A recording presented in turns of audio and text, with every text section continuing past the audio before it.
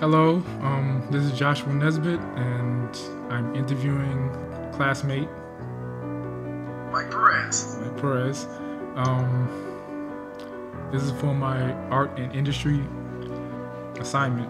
Yeah, and okay. First question: what do you see as the role of visual arts in your mass-mediated world, and particularly in your profession? I think it's education. I think that it's education in you look at things like YouTube, you look at things at Vimeo, and the majority of the videos that are on there are of education, teaching people how to do it. So I think that's the role. Question 2. With new communications and media technologies, imagery is almost instantly available. Do you believe that this is having a positive or negative influence on the industry? I think YouTube is having a real positive influence on the industry, especially for us who are trying to make it into the business and trying to make a name for ourselves. Where we can make a film, a short film, whatever it is that we do, a demo reel, that we can put it out there on the internet, put it on YouTube or Vimeo, and get it noticed by people that would never have the chance to see it if it were not been for places like that. All right. Question 3. What popular images do you see that are frequently rechanneled throughout the entertainment industry?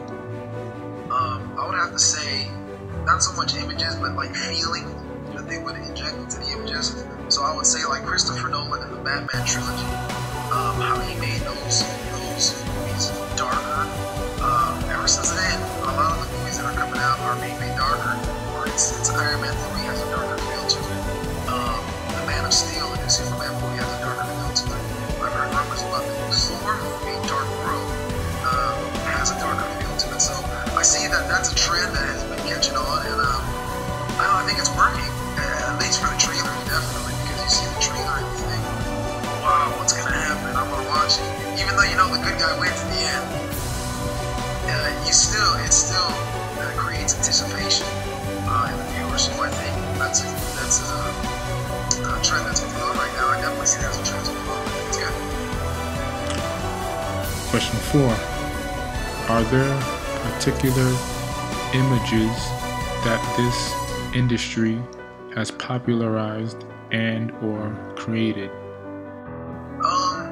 I would have to say, for independent filmmakers who don't have large budgets, or people who want to come invest in their stuff all the time, they make ends meet. A lot of them do weddings and stuff like that, personal things, commercials, corporate videos that can provide the bread and butter.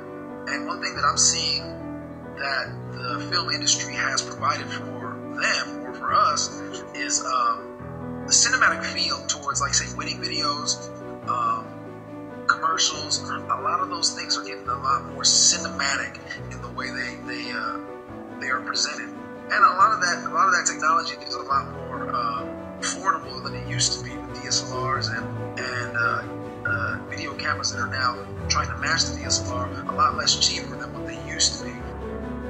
5.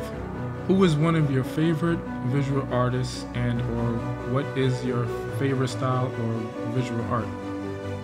So I'll have to start with my favorite style of visual art is, of course, film and movies. And so my favorite visual artist is would have to be somebody who helps make that feel.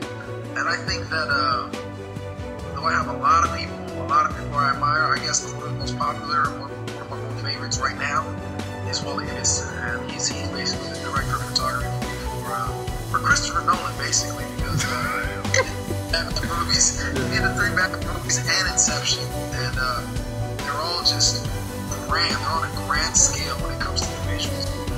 Question 6.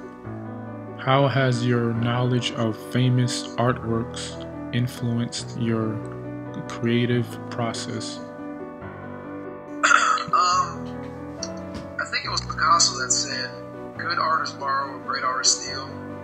So my knowledge of famous artworks has influenced me that I want to borrow or steal it to learn. In other words, see what they're doing, try to mimic that, and as time goes on, put my own spin on it. But definitely want to learn the basics of what they're doing, and basically use them as my inspiration.